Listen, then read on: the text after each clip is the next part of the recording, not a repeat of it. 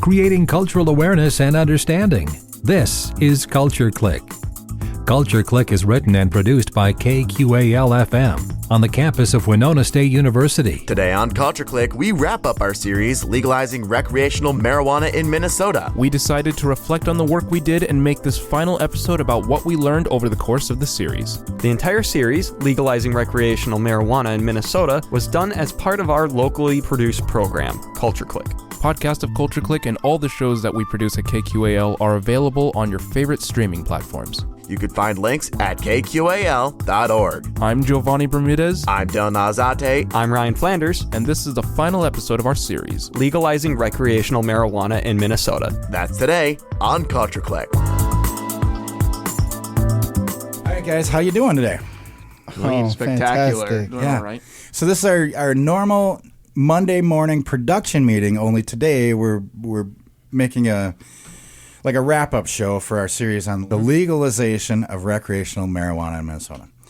Otherwise known internally here as Code MJ. We've been calling it a little private joke. We'll leave private. Okay. But so we went through. So this is episode 6 of this series. We're making a series out of this. Yeah. Episode 6. First was Ryan here. Ryan, you did 2 different shows. Yes. I want to say hi to everyone so we know which voice is Ryan. Hi, I'm Ryan. Okay, cool. Hi, Ryan.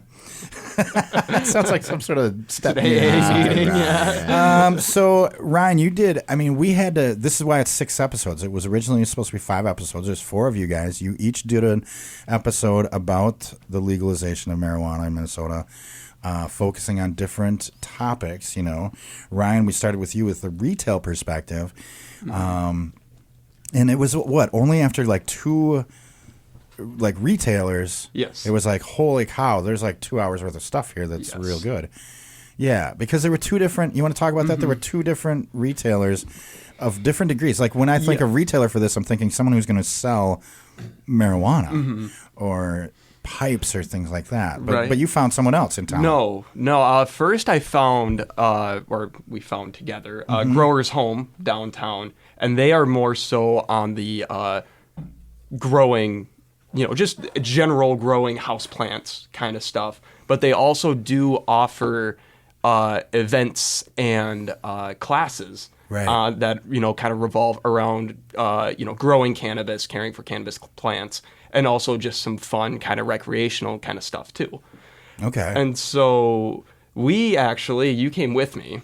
Yeah, we got first meeting. Yes, we got to sit in a little bit on one of their basics of cannabis growing classes. Which was very interesting. Yes. Holy buckets. I did not realize how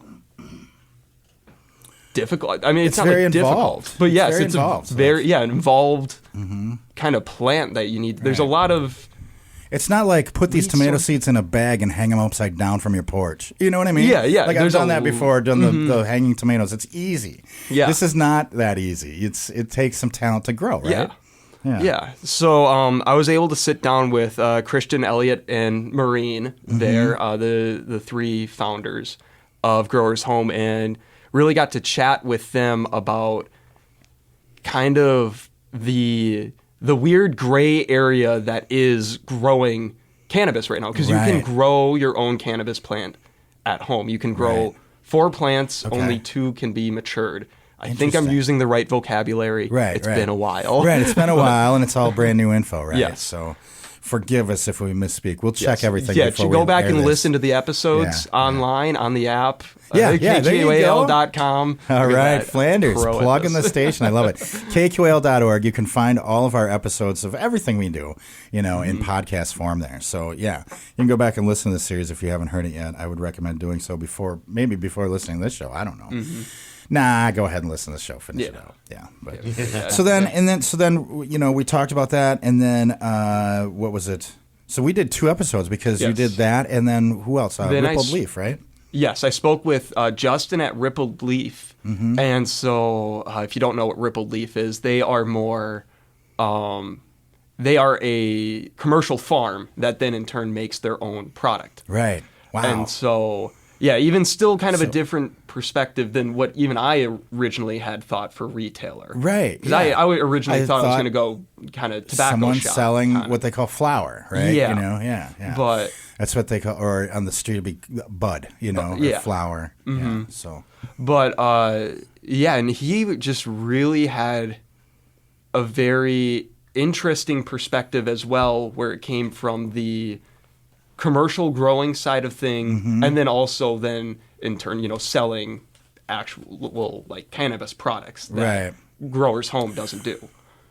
Yeah, because they sell things like gummies and things like that. And they, now forgive me, do they, because it's been a while since I listened to your episode as well, do they manufacture the gummies themselves also, and does that come from the stuff they grew? Yes. Right?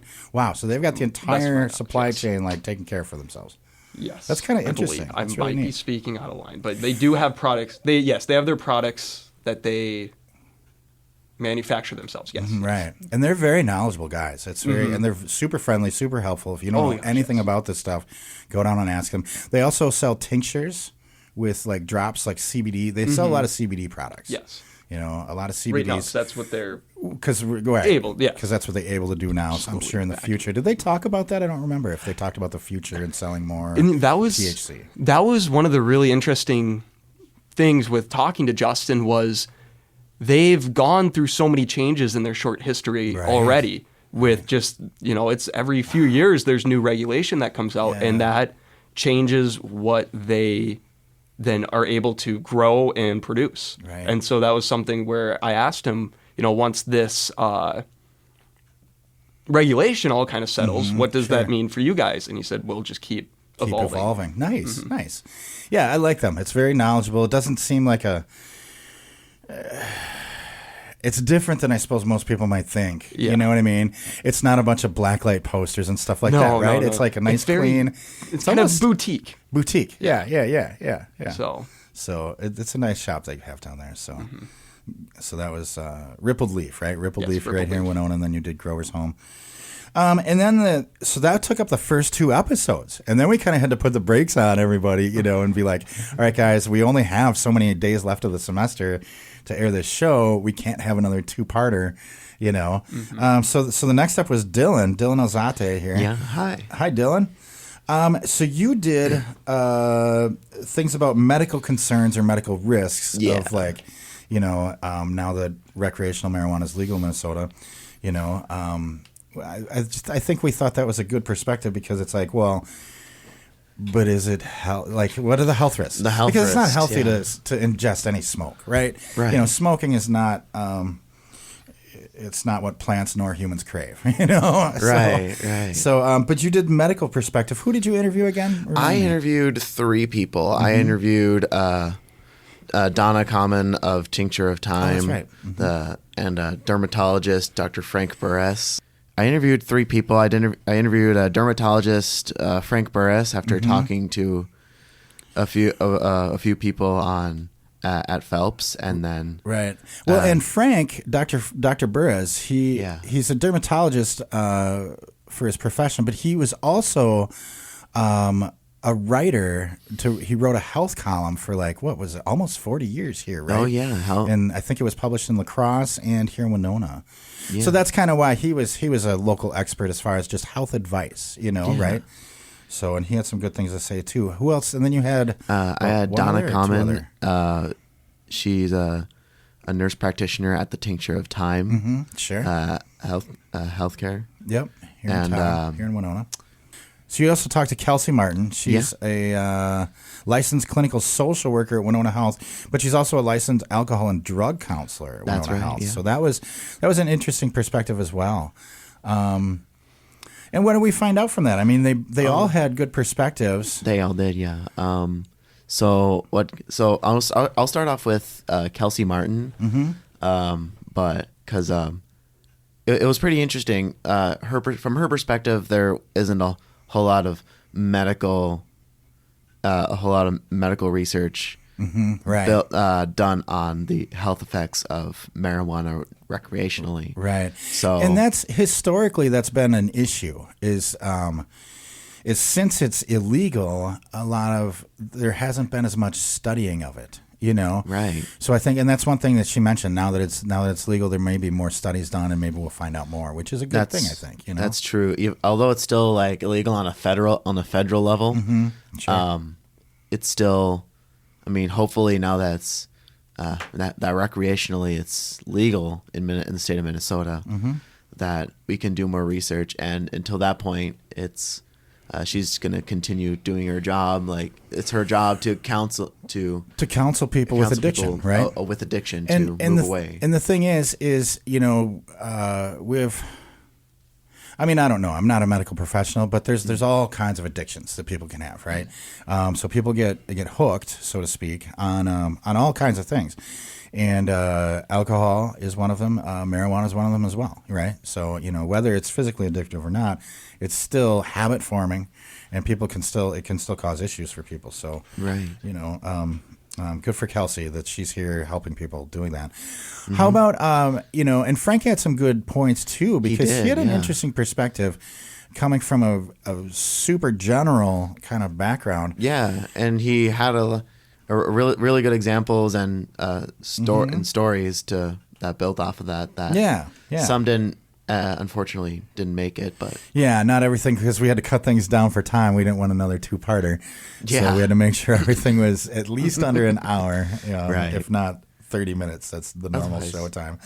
And he had a lot of good stuff to say too, and he's got a lot of experience too. It was interesting. Also, I'm assuming that all three of these folks are from different age groups as well. They are different demographics. I'd say. So that's interesting. How about Donna Common? What did she have to say? Oh, Donna, we had a really good conversation. Hers was an interesting perspective because she's not in the mainline medical field. Right. She has so Donna is she's a nurse practitioner, but she's also an herbalist, and she has her Tincture of Time as her own healthcare clinic that she runs. So it's kind of outside the norm, I guess you might say. It is outside the norm. Yeah. We included her. In fact, I just want to. Sorry, Dylan, but I want to just say this. Donna's healthcare clinic, Tincture of Time, was also featured on another series we did. It was a summer, maybe 2 summers ago, on unique healthcare options in Winona. So, KQAL.org, you can find podcasts, and that's an 8-part series.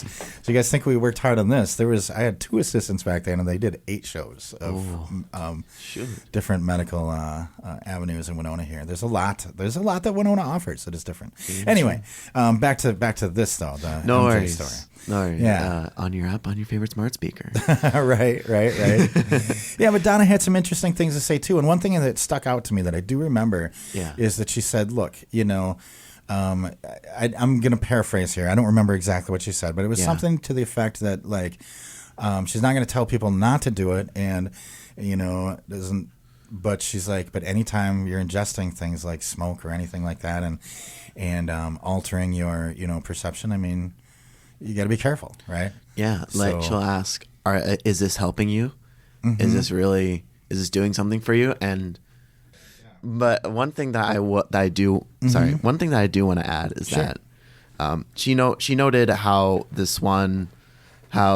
humans have this one chemical in our brains that marijuana also gives us, but it's more, and and the more we take and the more we take marijuana for that certain chemical, the less able we are to build our own. Right. I can't for the life of me remember what that chemical is. I don't know. It is very important for us. Yeah, and did it have to do with serotonin, or did it have to do with like cannabinol? It's hard for me to even say some of these words. Yeah, something like that. Maybe the we'll have to fact check that, endocannabinol. though. Yes, the endocannabinoid. It's a system. Right? Yeah. And then after that, our own Jiovani Bermudez, we sicked him on local government officials and law enforcement. So hopefully you went easy on him, Gio, huh? I would. Oh, by the way, hi. This is Jiovani Bermudez. Yes. I think I've learned quite a bit, right? And the whole point of us talking to government and law enforcement is to kind of clear the smoke, because there's a lot of uncertainty with civilians and government officials as well on how to go about getting recreational marijuana to the people of Minnesota, right? Right. And I think one of the things that I think people should really kind of notice is there are highs and lows when it came to how this was done across the country, right? There are places where it's done. No pun intended. Yes. But there are places where this was done really well, and there's places where this was done, not so well. So we're after half, right? Right, sure. But the benefit to that is, and everyone says this, when everyone I've interviewed said this, we can look at those who did it right and who did it wrong and create a better approach to it. And I think Minnesota's doing that in a fairly decent way, right? I think so. There's a lot of the restrictions are kind of easing off little by little, and it seems like the pattern was the intent for that is to make it so, one, to avoid things like, well, for lack of a better term, weed deserts and weed surplus locations. Okay, interesting. Or, having one big business have control over the market compared to other small businesses. Right. Stuff like that, right? On top of that, it's also to make sure that if we don't just go all in and that people can kind of be eased into it without a sudden shift overnight. Yeah. Because you talked to, let's back up just a second and give a little more background, because you talked to some local government officials. Well, you talked to the mayor, right? Yes. And then you talked to law enforcement as well. And then you also talked to the Minnesota Office of Cannabis Management. Did I get that Correct, name right? yeah. So that's an interesting cross-section, I think, there. And one of the most interesting things, I remember you brought this up when you were producing the show, is that there is a minimum requirement for retail locations or whatever, or dispensaries. I don't know how you say that. Yeah. I know the medical things are called dispensaries. I don't know if these would be dispensaries, but either way. So there's a minimum. Yes, in the legislation that was passed back on August 1st of 2023. Right. Not passed. Went into effect August 1st of 2023. Sure. Yeah. One of the requirements is that each location has a minimum number of marijuana. I think it was dispensaries. And is it per capita then? Is it depend on your population? Yeah, of your what town? they told me, Right. it's based on the population of the city or town that they're Right. opening up in. So for Winona specifically, we need at minimum 2. We can have more than that. That's interesting. But at minimum, there has Right. to be 2. It's interesting, and it kind of blew my mind. But there is a reason behind it, isn't there? There's a good reason. Yes, and the reason for it is to... Oh, man, I'm blanking. Well, isn't it to ensure that that it doesn't get all swooped up, that all the permits and licenses, however they do it, doesn't get swooped up by big business? That was one of the reasons, provided. So the people I actually talked to, and I want to give them as much grace as possible, the people who actually gave me answers were Mayor Sherman and Malone, let's say that. What Malone and Mayor told me, both of them gave me their own thoughts, but they couldn't give me the actual reason for why it was in the bill, right? They both just gave me what they believed was the most likely situation. And both kind of led along the lines of, for Sherman, it was to avoid areas where weed would not be at all, right? Because let's say if a town or city had complete control of it, well, city council can make an ordinance that just bans it altogether, right?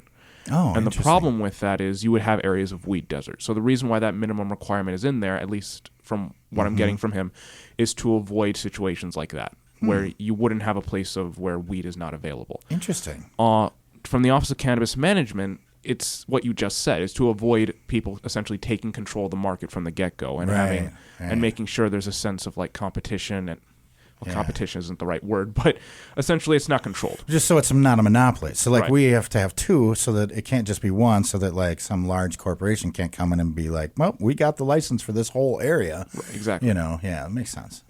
Huh. Interesting. There's lots of interesting stuff. And speaking of which, so then the next episode was our own Ventress Heron.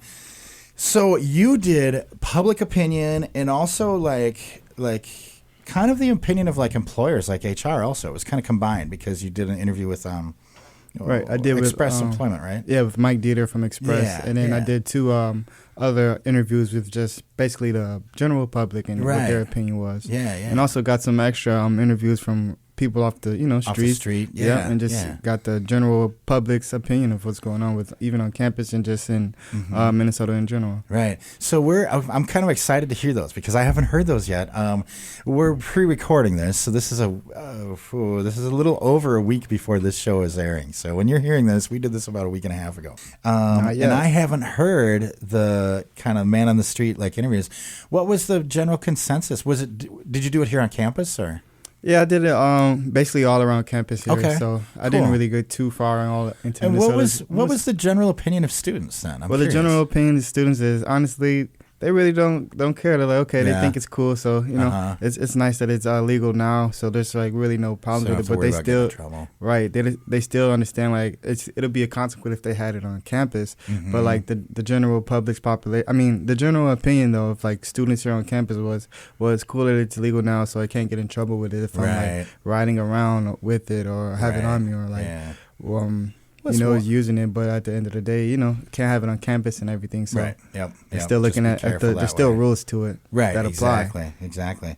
What about Mike? What did he have to say? Because that was interesting too to see. Yeah, see, with my interview with Mike Dita, he was basically summarizing how it works for the workforce now and when you're getting a job and how they go through the drug screening. So it's like, it's still, you can't be on the job, under the influence. But if that's what you do in your free time and that's what you do when you're off, there's really nothing like they could say now because of the fact that it's legalized. But like for certain positions, it's still not available. I forget what the name of the positions is. Like it's like a certain term for it. I'd have to go back and like check stuff where you're operating dangerous machinery. Yeah, like forklifting or certain jobs like that where you can't be under influence at all. And, you don't want that. It's just like alcohol. You want to have some drinks before you go into the job. So it's like kind of just like that same way with the marijuana situation.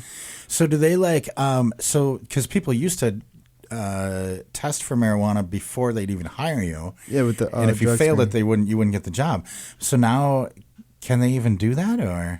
Well, now the question is asked, do you smoke, and you answer those questions. So basically what Mike Dita was saying, if you just be honest on that, and if you do, okay, you pass. Like it's like they let you slide now, basically. But at the end of the day, you can slide. But like certain positions, like I said, you still can't do it. So so you still will have that drug screening and still see if that's checked. But with the legalization of it, you are more likely to get a position, even if you do come up with that in your after your drug screening. Nice.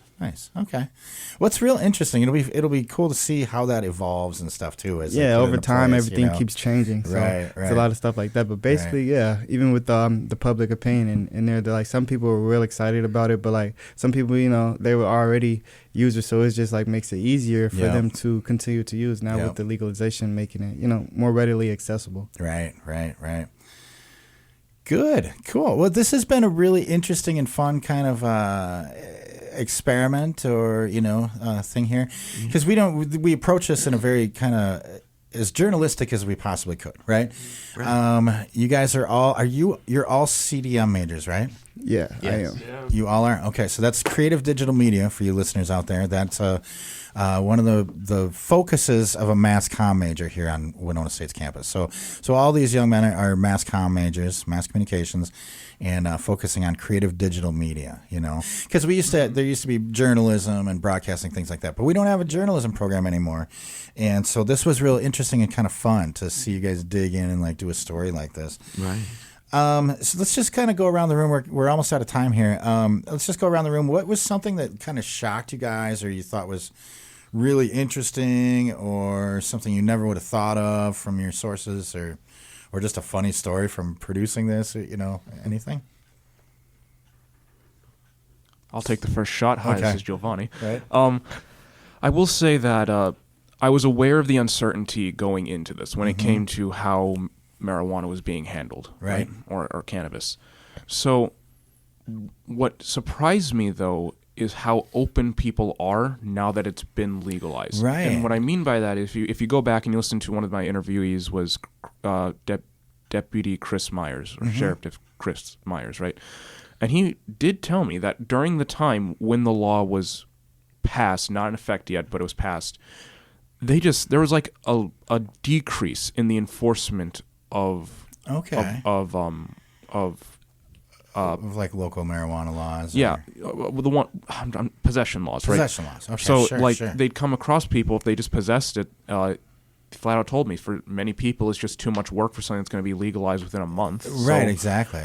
They're just tying up the system. Yeah, he flat out said, I'm not saying we want to step back or push them aside, but do you really want to go through all the work to do something that is going to be legal anyways? Right. And it seems like that law enforcement isn't taking a rigid, blind look at how marijuana is being handled. They're taking a very, I don't want to say compassionate, but compassionate approach, way. Right? Yeah, because there is now in his thoughts, right, in his personal belief, and you hear this in the interview, he believes that law enforcement, as it has before, is going to take a bit of a buffering period when these laws are in effect, where they're not going to. I don't want to say enforce. I'm but using they're all the wrong kind of lay words back here. and wait and see what give warnings, inform out. people, and not like be so harsh upon upon really punishing on these laws. I guess might be a good way to put it. It's an interesting approach I wasn't expecting for this. Right. That's interesting. Yeah, it is. Anyone else? Is there any? Yeah, I'll take the second swing. Sure. What I was very interested in, it was half surprising and half, this makes sense. When again referencing to Donna comment is that now that recreational marijuana is legal, we got to think of how open people will be more to their doctors. Right. As some people debating on their medical situation will have to say, I am on marijuana, but in the long run, people who smoke it recreationally will, I believe, are going to be more open to discussing with their medical provider and say, hey, I'm smoking marijuana. Right. Which is a really good thing because your doctor needs to know all that stuff. Anything you're doing in your life and your lifestyle and your body, your doctor needs to know that in order to, properly diagnose you or know what's going on. So that's a real good thing. And again, I think that goes back to the whole issue of research as well. And just, we'll be able to research it, find things out that way, but also on a personal level. Like you're saying, like people are more open to discuss it and tell their doctor about it, which then the doctor can in turn understand like, oh, well, that's why you have a chronic cough or something obvious like that, Right. So that's cool. That's a good thing. Anyone else? How about you guys? Yeah, what stuck out to me was like when I'm talking to a lot of the public and all, it's already been popularized in today's media culture. So it's like the legalization is just helping with the influence of it already being pushed out in today's music and in media that we see all throughout social media and all. And it's just adding to it. So like what I see, like basically off of that is it's already was being done, but now this is just opens up a floodgate for it to be used even more.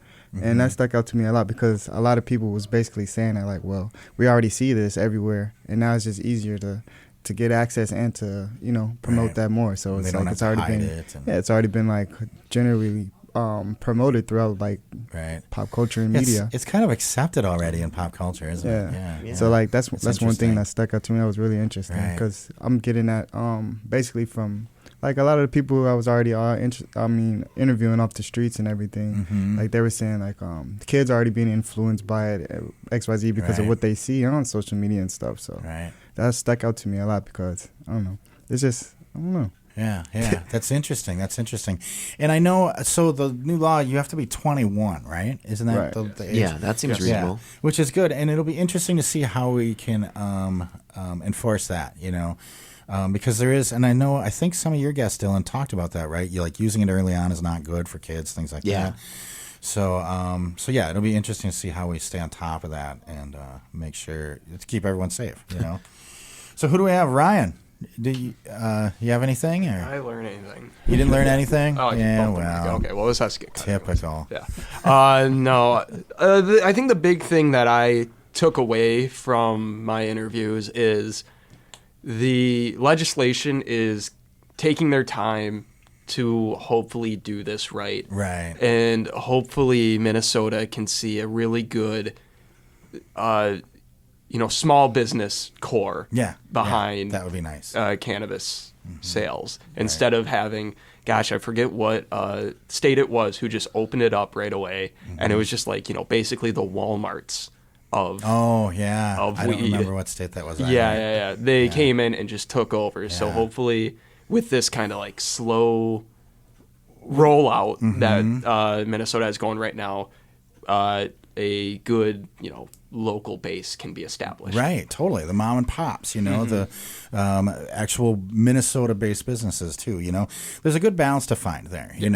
Because I know California's been having issues with so much, like as they call it, red tape, so many hoops to jump through that. Supposedly their black market has exploded, has grown even bigger because now they have a store in a strip mall that's not licensed. Well, that's black market. They're not paying the taxes on it. They're not paying the fees, and it's And like the issue then that what comes in with the black market is now that product is not regulated, and that's how you get bad product that can give you a bad high or be more harmful to your body when the rules are set into place. It's safer almost to say you'll get a higher quality more product. Consistent product. You know exactly what you're buying, things like that. Yes. Well, I think there's a lot of lessons to learn from prohibition of alcohol, right? I mean, it's a similar situation, and we just want to make sure we do it right, So kudos to Minnesota for that, I think, Yeah. Totally. Cool. You guys have any parting words, anything to add? I know I tell you guys not to end your interviews this way, but since it's just us folks in here. Well, I mean, I can make goose noises or play a harmonica, but I mean... Okay. Well, there are 7 words I want to Let's not do say. that. Oh, he's looking at the list of words on the wall. I don't think we're supposed to say those. We just had a discussion about that, though. That's it. Maybe that'll be another show, censorship in new media. Yeah. I don't know. I do want to tell the people of Minnesota that even what we're doing right now is going to quickly go from being informative to archival. Oh, It is sure. going to be outdated within the span of a few months, most likely. Right. So I want to encourage everyone to be aware of the laws, keep track of it. Right.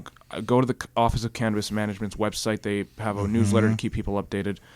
And to be careful. Right. We are, I understand that this is something that a lot of people wanted, but we are going into... We're going into unclear waters, right? Sure. So, tread lightly, be careful where you are, and be as aware of the laws as you can. Right. They're uncertain, but they are still laws, and still laws, you don't want to be tripping over that. Totally. Good And advice. it changes every day really fast. Yeah, really fast. Right. They're Changes trying to happen figure overnight.